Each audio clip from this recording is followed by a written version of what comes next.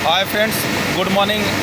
आज मैं आप लोगों से बात करने जा रहा हूं कि सीपीसी किस तरह से काम करता है। तो यहाँ पे अगर देखेंगे तो दो हमारे एक पोजीशन 1 और एक पोजीशन 2 दो वोल्टेज हैं।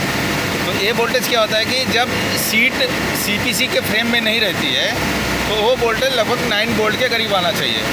अगर हमारा 9 वोल्ट विदाउट सीट आ रहा है दोनों पोजीशन के वोल्टेज, तो इट मीन्स हमारे जो रिसीवर और ट्रांसमीटर के जो सिग्नल हैं वो ओके हैं।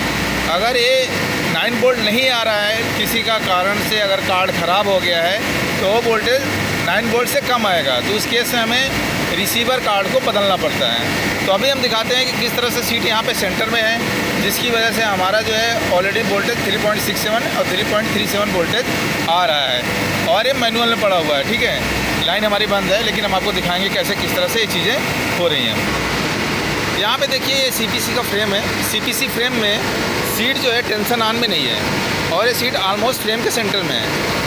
अगर हम बात करें कि अपना जो एक पोजीशन का जो सेंसर 1 नंबर है किधर है, तो 1 नंबर का जो सेंसर होता है ऑपरेटर साइड होता है और दूसरे नंबर का सेंसर है ड्राइव साइड होता है।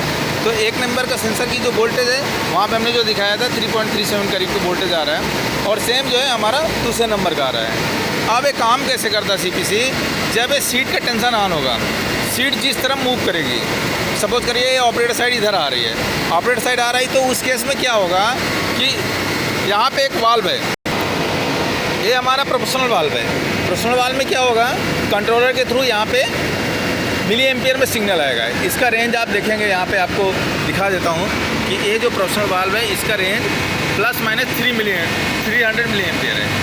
तो कंट्रोलर से इस तरह से वोल्टेज आएगा, करंट आएगा और करंट आने के बाद क्या है कि ये जो रोल है, ये हमारे आपका सीपीसी कंट्रोल करने के लिए रोल लगा हुआ है। इसके नीचे आप देखिए ये हाइड्रोलिक पाइप है, ये हाइड्रोलिक पाइप है, इसके थ्रू जाते हुए वहाँ पे नीचे एक सिलेंडर लगा हुआ है और ये फिर इस तरह से ये रोल उसी हिसाब से मूव करेगा।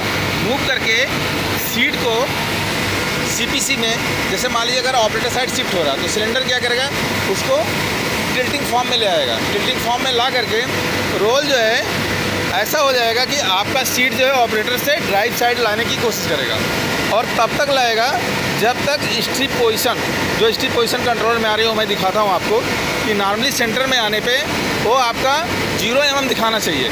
अगर 0 mm नहीं पहुँच रहा है तो उस केस में क्या है, सिलेंडर आपका कंट्रोल करने की कोशिश करता रहेगा। यहाँ पे देखिए सिलेंडर पोजीशन जो है 5 mm दिखा रहा है, लेकिन सीपीसी हमारा क्या होता है कि सिलेंडर पोजीशन से इसका मास्टर नहीं मानता है। मास्टर वो सीट के स्ट्रिप की पोजीशन को मानता है। स्ट्रिप पोजीशन जब तक 0 mm तक नहीं आ रहा है उस हिसाब से कंट्रोल ऑटो में करता रहेगा और हमारा जो है सीपीसी इसी हिसाब से ऑटो में करेक्शन करके आपके सिलेंडर को कंट्रोल करेगा, सिलेंडर रोल को करेगा और रोल जो है सीट को शिफ्ट करके सी फ्रेम के बीच में लाने की कोशिश करता है और ये प्रोसेस कंटिन्यू क्लोज लूप में होता रहता है। और इसके अलावा जो ऑप्शन अलग अलग हैं, यहाँ पे सेंटर है, सेंटर में डालने पे क्या होगा, बाय डिफ़ॉल्ट ऑटो करेक्शन हट जाएगा और हमारा जो सिलेंडर है ये अपनी सेंटर पोजीशन में ऐसे लेकर के रोल को शिफ्ट कर देगा और सीट हमारी सेंटर में चलती रहेगी। सेम में मैनुअल में है, सपोज करो कि हमारा कुछ प्रॉब्लम आ गया, ऐसा कुछ हो गया, तो मैनुअल में डाल करके जिस तरफ हमें ऑफसेट वगैरह करना है वो करके हम इसको कर सकते हैं। लेकिन आजकल जो हमारे प्रोसेस लाइन में नॉर्मली क्या है, हमको इसको ऑटो में रखना चाहिए। मैनुअल और सेंटर में हम इसको नहीं चलाते हैं, ये सेफ़ नहीं है। तो ऑटो कंट्रोल में ये लाइन को चलाना ज़्यादा बेटर है, इस चीज़ का हमें ध्यान रखना है। लेकिन एक्सेप्शन केस में हम अपने प्रोसेस पैरामीटर को देखते हुए एज पर एप्लीकेशन कभी हमें सेंटर या मैनुअल में रख के चलाने की ज़रूरत पड़ती है। लेकिन इस सीपीसी में बात करें, इसका कम्युनिकेशन हमारा प्रोफिबस में है। जैसे ही मैनुअल में डालेंगे आपका एक्सटर्नल कंट्रोल हट जाएगा और उस केस में क्या होगा, इसका कम्युनिकेशन फेल हो जाएगा, आपकी लाइन बंद हो सकती है। तो इन चीज़ों को ध्यान में रखते हुए आपको जब भी मैनुअल या सेंटर में ले जाना है, आपको सबसे पहले पीएलसी में आपके कम्युनिकेशन का जो इंटरलॉक है उसको देख करके उस हिसाब से आपको काम करना पड़ेगा। हो सकता है बाईपास करना पड़े या आपको कुछ और करना पड़े, वो आप देख करके ही करिएगा, अदरवाइज लाइन में प्रॉब्लम आ सकती है।